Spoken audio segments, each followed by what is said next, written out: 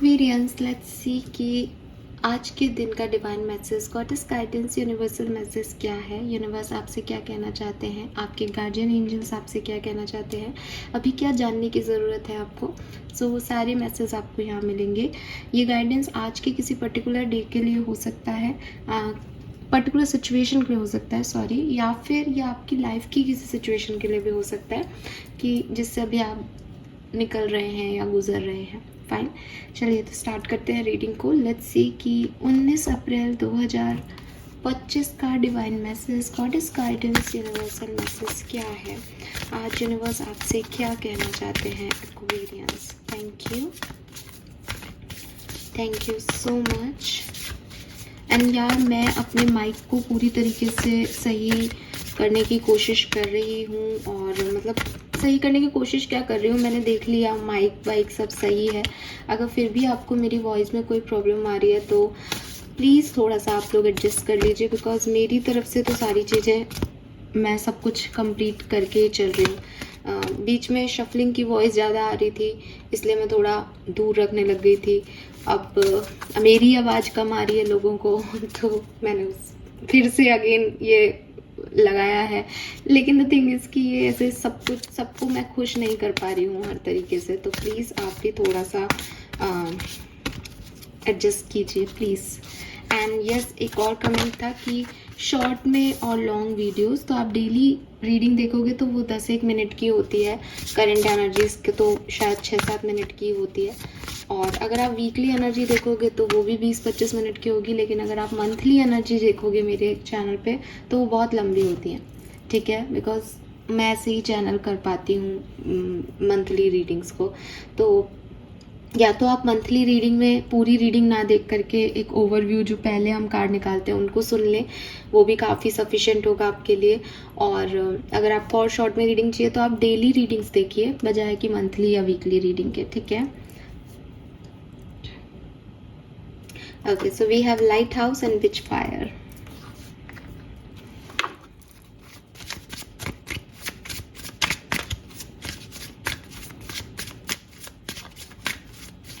Subconscious mind से क्या message आ रहा है प्लीज गाइड कीजिए। 19 अप्रैल 2025। Thank you.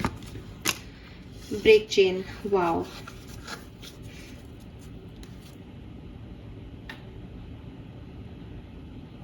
यस।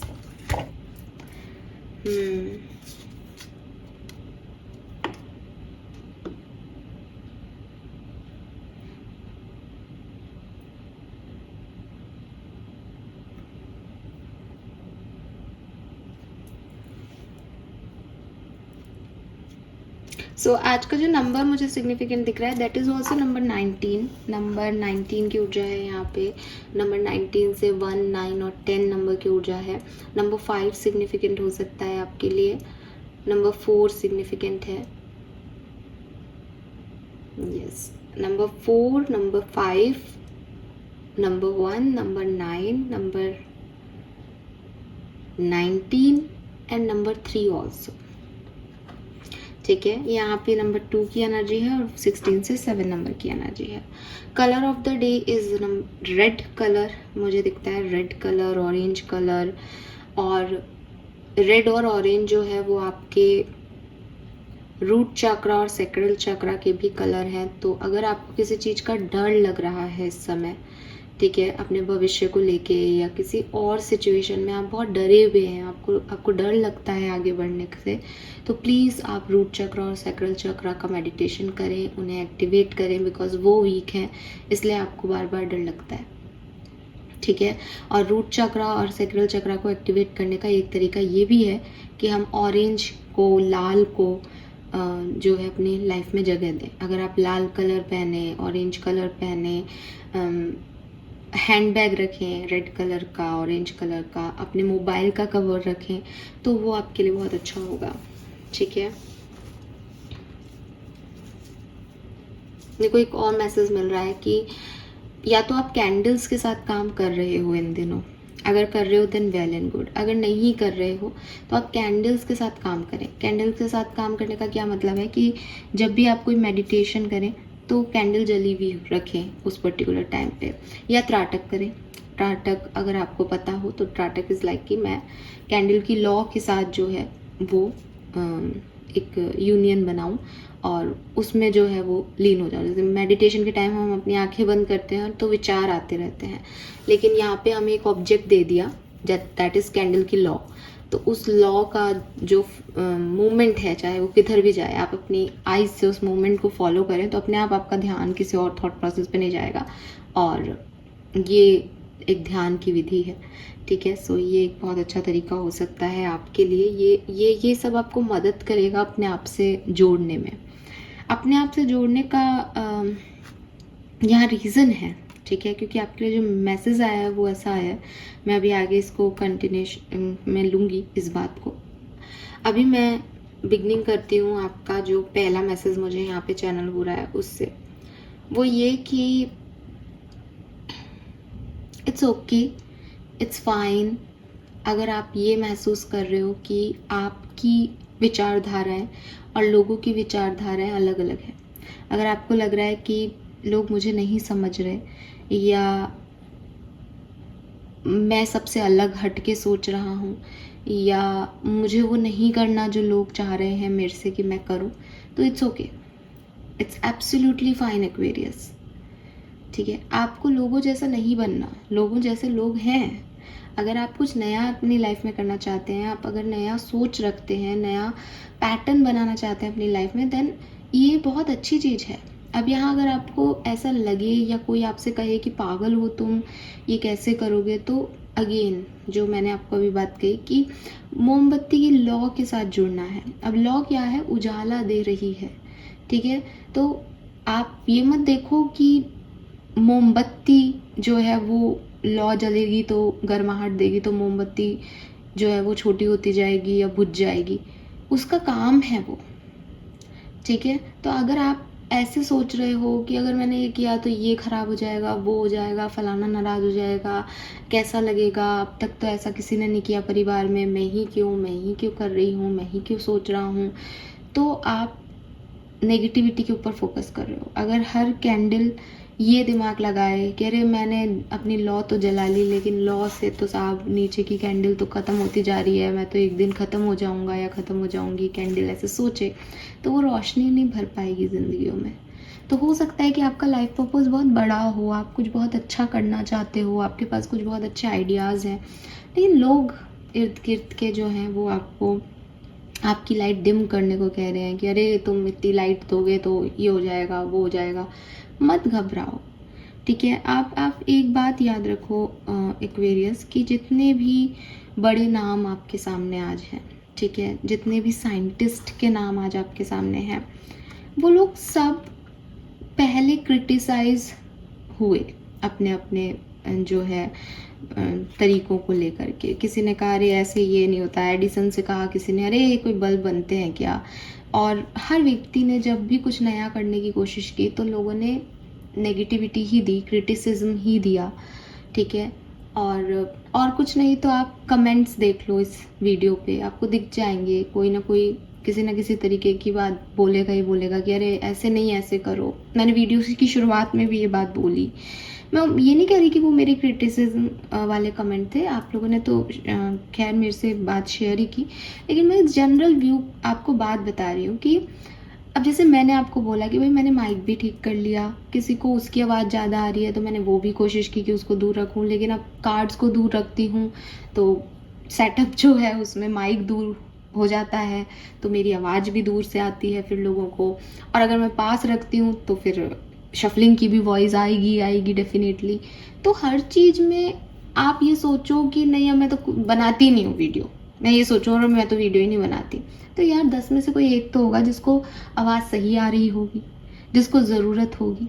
तो हम ये नहीं देखें कि लोग क्या सोचेंगे, लोग क्या कह रहे हैं, हम ये देखें कि हम ये काम क्यों करना चाह रहे हैं।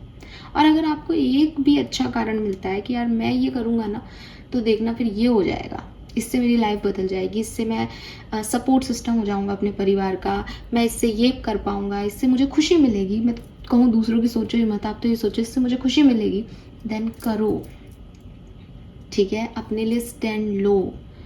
और कोई आपको ये कहे कि तू नहीं कर सकता तो याद दिलाओ कि हर पहली चीज़ के लिए लोगों ने ना ही कहा है, फिर जब वो सक्सेसफुल हो जाती है तो हमें तो पता ही था ये कर लेगा, हमें तो पता ही था ये हो जाएगा, राइट। आइंस्टीन पागल था दुनिया की नज़र में, उसी आइंस्टीन को आज हम इतना बड़ा वो मानते हैं कि भाई उसने तो इतना बड़ा पूरी फिजिक्स ही गणना ही बता दी। तो वही बातें हैं, समय समय की बात है। अगर आज कोई आपको नहीं समझ रहा, अगर आज आपको लोग क्रिटिसाइज़ कर रहे हैं, अगर आज चीज़ें आपके अनुसार नहीं है, इट्स ओके, बट अपने लिए स्टैंड लो, अपनी बात को रखो कि आप क्या सोचते हो, आप कैसे करना चाहते हो चीज़ों को, ताकि जब बाद में लोग ये कहें कि हमें पता था, तब आप भी ये बता सको कि मैंने भी कहा था ये बात आपसे। ठीक है, कहीं ऐसा नहीं हो कि आप अभी कुछ नहीं बोल रहे, अपना ये काम जो है आप बंद कर दो इसके चक्कर में, और शायद एक बहुत अच्छा भविष्य आपका खतरे में आ जाए। या हो सकता है कि आप इस काम को करो भी, लेकिन इन लोगों को हमेशा बोलते रहो, तो बोलने दो, खुद इनको अगेंस्ट नहीं बोलो, स्टैंड नहीं लो अपनी चीज़ पे, तो ये लोग आपको कहेंगे देखा हमारी वजह से। तो एक क्लैरिटी ऑफ माइंड होनी चाहिए, क्लैरिटी ऑफ थॉट होना चाहिए, आपकी कम्युनिकेशन में क्लैरिटी होनी चाहिए कि मैं ये कर रहा हूँ, मैं ये कर रही हूँ और इसके ये नतीजे चाहता हूँ अपने आप से, दैट्स इट। अगर फेल भी हो गए तो दोबारा कोशिश करना, लेकिन लोगों को अपने ऊपर हावी मत होने दो। क्या चाहते हो अपनी ज़िंदगी से, उस पर स्टैंड लो, इसकी फिक्र मत करो कि लोग क्या कह रहे हैं, मत सुनो। एक कहानी भी है कि बहुत सारे लोग पहाड़ चढ़ रहे थे चाइना में, और जो भीड़ थी, जो दुनिया थी, वो बहुत कुछ बोल रही थी कि अरे इस हिल्स के ऊपर तो टाइगर रहते हैं, ये है वो है, चिल्ला रही थी भीड़ के ऊपर, मत जाओ टाइगर्स हैं ऊपर, तुम पे अटैक कर देंगे, ये हो जाएगा वो हो जाएगा। जब जब जिसके कान में ये बातें पड़ी, वो तब तक उस जगह पे रुक गया। एक व्यक्ति पूरा जो है हिल पे चढ़ गया और वहाँ पे उसने झंडा फहरा दिया, और वो सब बहुत खुश हो रहे हैं कि अरे ये जीत गया, ये जीत गया, जीत गया। नीचे आया तो रिपोर्टर्स ने पूछा, अरे सर आप इतने कॉन्फिडेंट थे कि आप चढ़ जाओगे, लोगों की बातों पे आपने बिल्कुल ध्यान नहीं दिया। उस व्यक्ति ने कहा कि मुझे लगा ये सब लोग मुझे एंकरेज कर रहे हैं। जब भी मैंने पीछे मुड़ के देखा तो देखा कि लोग हाथ हिला रहे हैं, दूर से दिख तो रहे नहीं थे एक्सप्रेशन, तो बहुत ऐसा लगा कि सब चाह रहे हैं कि मैं ऊपर चढ़ता जाऊं। ये क्या कह रहे थे वो मुझे सुनाई नहीं दे रहा था, क्योंकि मैं बहरा हूँ, मुझे दूर से सुनाई नहीं देता। क्योंकि उसने लोगों की सुनी ही नहीं, और उसने समझा कि वो जो भी चिल्ला रहे हैं उसमें एंकरेजमेंट ही है, तो वो तो अपने चढ़ता गया शान से और जीत गया। और जब वो जीत गया तो पूरी दुनिया उसके लिए क्लैप कर रही थी, वही लोग जो डरा रहे थे। तो वही आपके साथ हो रहा है कि अभी लोग डरा रहे होंगे, अभी लोग नेगेटिव हो रहे होंगे, आपको नहीं सुनना, चढ़ते जाओ ऊपर, बहरे हो जाओ इन लोगों के लिए थोड़े टाइम के लिए, और आगे चलते जाओ ये सोच के कि मैं क्या चाहता हूँ, मैं यहाँ क्यों आया।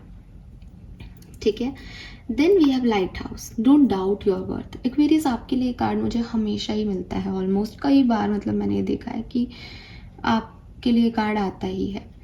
थोड़ा सा कॉन्फिडेंस आप बहुत जल्दी लूज़ कर देते हो, और रीज़न भी समझ में आ रहा है कि अब अभी जैसे को हम कैंडल की बात कर रहे थे ना, यहाँ बिच फायर के कार्ड में भी ये माचिस ही जली हुई है, कि अगर आप बहुत सारी लाइट्स जला करके माचिस की एक तीली को जलाओगे तो आपको लगेगा अरे ये तीली किसी काम की नहीं है ना। तो अभी शायद आप उसी भीड़ का हिस्सा हैं जहाँ बहुत सारे लोग बहुत कुछ कर रहे हैं, तो आपकी वैल्यू नहीं है शायद इस समय प्रेजेंट में जिस सिचुएशन में आप हो। लेकिन जब ये लोग अपनी अपनी सक्सेस से निपट चुके होंगे, जब बहुत अंधेरा होगा, जब लाइफ में कुछ भी नहीं होगा, क्योंकि ये लोग आपको सर्व करने थोड़ी आएंगे जो जीत रहे हैं, आपको आपकी लाइफ को सर्व खुद करना है। तो जब आपकी लाइफ में अंधेरा होगा तब आपका वो एक माचिस भी उजाले का काम करेगा। तो अभी आप ऐसे देख रहे हो कि लाइट में एक माचिस वेस्ट है, मेरे अंदर कोई शक्ति नहीं है, लेकिन अगर आप बिल्कुल डार्क रूम में हो जहाँ कुछ भी नहीं है, तो आपकी वो छोटी सी माचिस भी किसी चमत्कार और किसी मैजिक से कम नहीं है, क्योंकि वो हजारों कैंडल्स जला सकती है। तो यूनिवर्स आपको यही कह रहे हैं कि जिस जगह शायद आज आप खड़े हो वहाँ आपको आपकी वैल्यू नहीं पता, लेकिन आप अपने आप पर डाउट मत करो, बिकॉज आपके अंदर बहुत सारा वर्थ है, बहुत सारी कैपेबिलिटीज़ हैं। थोड़ा सा आपको खुद को भी उसको देखना पड़ेगा, तब आप दुनिया को दिखा पाओगे। जब तक आप दुनिया की सुनते रहोगे तो आप खुद भी डाउट करोगे कि अरे यार शायद ये लोग सही कह रहे हैं, जैसे उन सब ने किया होगा जो शायद उस पहाड़ को चढ़ने गए होंगे। ठीक है, कि शायद ऊपर कुछ होगा, शायद मैं नहीं चढ़ पाऊंगा, क्यों ही जाऊं, जा तो पाऊंगा नहीं। लेकिन जो नहीं सुन रहा था उसको कुछ सुनाई नहीं दे रहा था, उसके मन में सिर्फ था इसको चढ़ना है यार, मैं चढ़ने तो आया हूँ पहाड़, चढ़ रहा हूँ। तो यहाँ पे ये चीज़ आपको समझाई जा रही है। नाउ सबकॉन्शियस माइंड आपका क्या कह रहा है वो मैं आप तक पहुँचाना चाहूँगी। देखिए, सबसे पहले तो इतना प्यारा यूनिकॉर्न है यहाँ पे।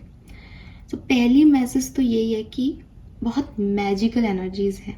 ठीक है, कहीं ना कहीं आपके इंट्यूशन आपको बताते हैं कि यार तेरी किस्मत बहुत अच्छी है, तू बड़ा मैजिकल पर्सन है, अपने तो काम बन ही जाते हैं देर से ही सही। आपको कहीं ना कहीं ऐसा फील होता होगा।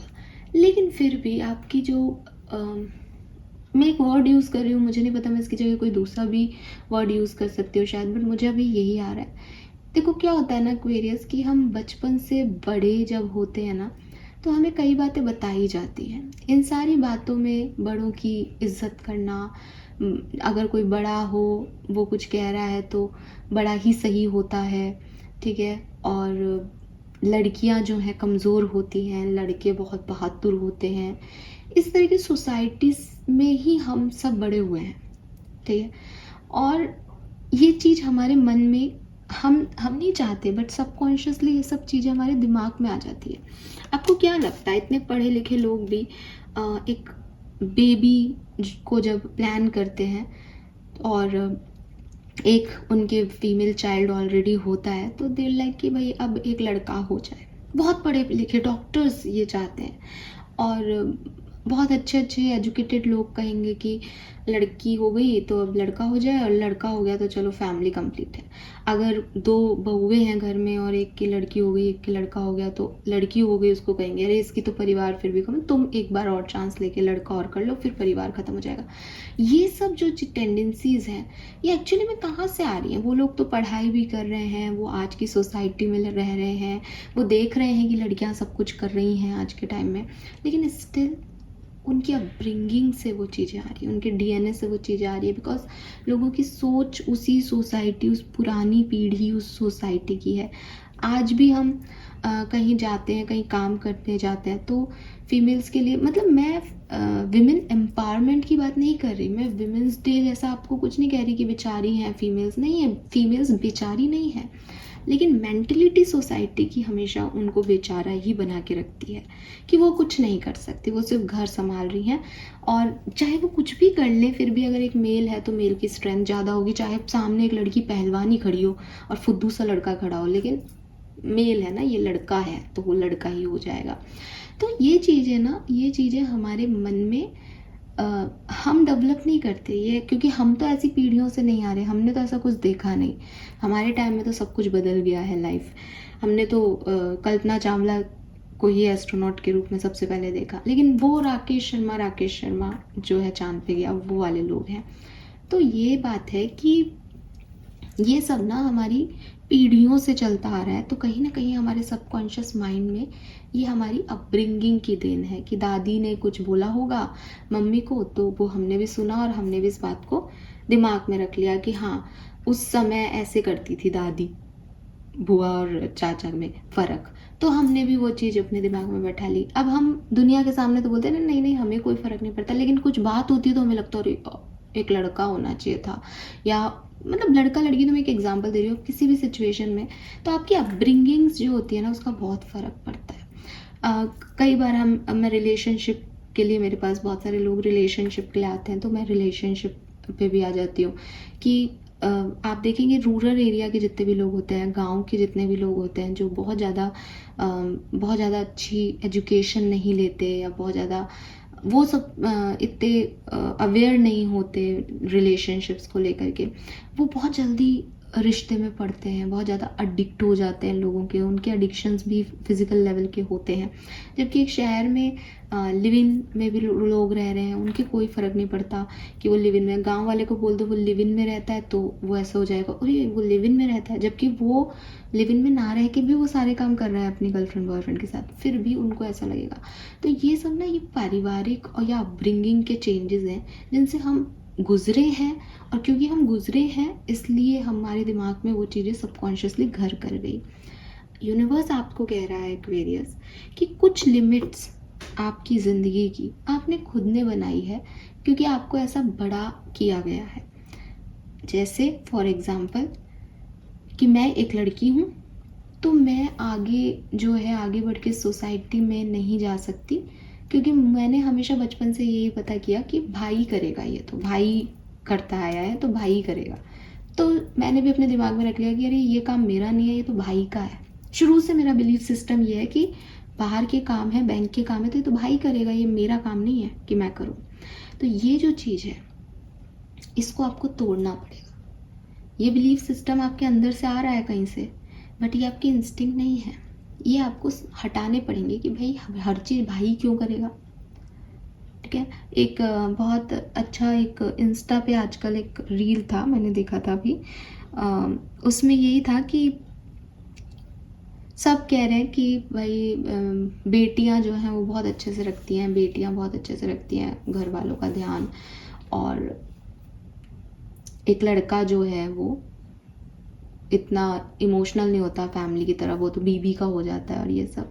लेकिन कोई उन बेटियों से पूछे कि शादी के बाद वो घर चलाने में मदद क्यों नहीं करती। जब वो बेटियां माँ बाप की जायदाद में हिस्सा चाहती हैं, जब वो बेटियां ये सुनती हैं कि सब कुछ उन बेटियां ही कर रही हैं माँ बाप का, और बेटा बहू कुछ नहीं कर रहे, तो फिर सारे खर्चे और डॉक्टर के जो भी बिल्स हैं वो बेटा ही क्यों दे रहा है। वो बेटियां, शादीशुदा बेटियां क्यों नहीं कंट्रीब्यूट करती घर को चलाने में। लेकिन नहीं चलाती, क्यों नहीं चलाती, क्योंकि हमारी सोसाइटी में यही है कि भाई बेटी तो अब शादी करके घर चली गई। लेकिन अब सोसाइटी में क्या आया है, नया रूल, लॉ क्या निकला है कि घर जायदाद में बेटियों का भी हिस्सा हो, जो कि बहुत अच्छा है। मैं खुद एक बेटी हूँ, तो मुझे ये नहीं कह रही मैं गलत है, लेकिन ये बात भी गलत नहीं है ना कि सिर्फ बेटा ही क्यों फाइनेंशियली उनको जो है सिक्योरिटी दे, कि बेटा पूरी ज़िंदगी भर अपने माँ बाप को फाइनेंशियल सिक्योरिटी देगा और बेटियाँ जो है वो सिर्फ जायदाद का हिस्सा लेने आ जाएंगी या क्रेडिट लेने आ जाएगी। ये भी तो गलत है। तो जब बेटा बेटी एक समान है तो डेफिनेटली बेटियों को भी अपने पीयर में भी कंट्रीब्यूट करना चाहिए अपनी सैलरीज में, और आजकल तो हर बेटी कमा रही है। तो वही चीज़ है कि ना लड़के पूरी तरीके से गलत है ना लड़कियाँ, लेकिन हमारे कुछ बिलीफ सिस्टम्स हैं जो कि क्वेश्चन मार्क उठाने पे, सवाल उठाने पे मजबूर करते हैं कि यार जब आप बदल गया है तो इसको भी तो बदल दो, ये क्यों पुराना लेके चल रहे हैं। जब पहले, आजकल हम विमेंस डे एम्पावरमेंट की बात करते हैं, तो भाई अब जब लड़कियां कमाने लगी हैं तो हम क्यों विमेंस डे अलग से मना करके उनको एम्पावरमेंट दे रहे हैं। अब इक्वल हो गए, वो इक्वल करो, रखो उनको। अब क्यों लड़का लड़की पे हम बात कर रहे हैं, क्यों कर रहे हैं, क्योंकि हमारे पुराने बिलीफ सिस्टम नहीं टूटे। एक्सपीरियंस आपको ये बिलीफ सिस्टम तोड़ने को कहा जा रहा है कि तोड़ो इनको। बड़ों के सामने नहीं बोलना, बोलो भाई बोलो, आप बड़े भी गलत हैं, ठीक है, तो बड़े भी गलत है तो बोलो, तमीज़ से बोलो, तहजीब से बोलो, लेकिन बोलो, स्टैंड लो अपने लिए। ठीक है, तो मैं कतई ये नहीं कह रही कि आप अपने बड़ों से बदतमीजी करें, यूनिवर्स भी ये नहीं कहेगा, लेकिन यूनिवर्स आपको ये ज़रूर कह रहा है कि जो भी आपने अपने ब्लॉक्स क्रिएट कर रखे हैं बिकॉज ऑफ संस्कार, मॉरल वैल्यूज़, इन सबको आप बदलो, अपने थॉट प्रोसेस को बदलो। अब पुराने ज़माने की तरह पुराने रीति रिवाजों में मत फंसे रहो, क्योंकि आपके आगे बढ़ने में यही ब्लॉकेज क्रिएट कर रहे हैं, क्योंकि आप इन्हीं ब्लॉकेज की वजह से स्टैंड नहीं ले पा रहे। हो सकता है आप एक 40-50 साल की फीमेल्स हो और आपको लग रहा है कि यार मैं अपना काम करूं, और आपको लगता है नहीं नहीं अब 40 साल में लोग क्या कहेंगे, ये क्या, आपको कोई घर वाला भी कह दे कि अब 40 साल में मेनोपॉज तो आने वाला है, अब करोगी तुम कोई बिजनेस, क्या चलेगा। छोड़ो इन सब बिलीव्स को, छोड़ो, क्योंकि वो नीता अंबानी इसी उसमें कर रही हैं बिजनेस एज में, और बढ़िया कर रही है। तो इट्स नॉट अबाउट कि उनके पास ऑलरेडी है मैम और आपके पास नहीं है। क्रिएटिव आदमी कुछ भी कर सकता है। तो अगर आपको अपने वर्थ वर्थ है ना, अगर आपको लगता है मेरी तो वैल्यू है, मैं तो सब कुछ कर सकती हूँ, देन एज नहीं मायने रखती। इस बिलीफ सिस्टम को कट करो। जेंडर मायने नहीं रखता, इस बिलीफ सिस्टम को कट करो। तो कुछ बिलीफ सिस्टम पुराने चल रहे हैं, उनको तोड़ो, तब जाके आप आगे बढ़ पाओगे। बिकॉज आपका ब्लॉकेज आपके अंदर से है, बाहरी परिस्थितियाँ आपका ब्लॉकेज नहीं है। मैंने कहा ना, यहाँ पे मैजिकल एनर्जी है, तो अपने अंदर से थोड़ा सा चेंज आपको लाना होगा। लेट्स सी कि आपका कर्मा मैसेज क्या है। ओके,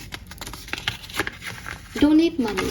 सो आप में से काफ़ी लोगों को कहा जा रहा है कि अगर कोई भी पर्सन आपको ऐसा नीडी मिलता है जिसे पैसे की ज़रूरत है, तो अपनी सैलरी का कुछ परसेंट उसको ज़रूर दें, और जहाँ पे भी ज़रूरत हो मनी को डोनेट करें, वो आपके लिए बहुत अच्छा होगा। ठीक है, this is all for you. Thank you so much reading को सुनने के लिए। चैनल को लाइक और सब्सक्राइब कीजिएगा। Bye bye.